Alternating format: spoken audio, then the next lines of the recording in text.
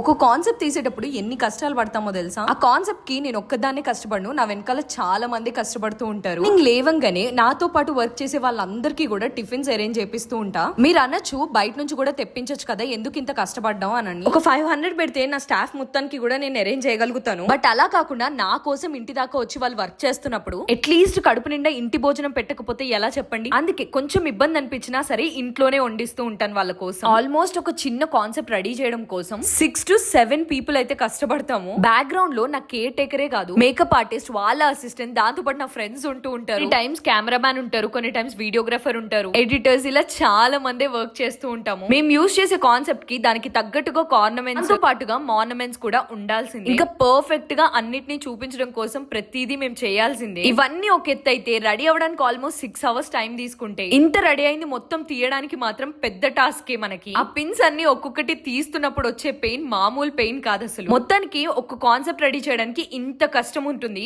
I hope మీ అందరికీ కూడా ఈ కాన్సెప్ట్స్ నచ్చుతున్నాయని అనుకుంటున్నా.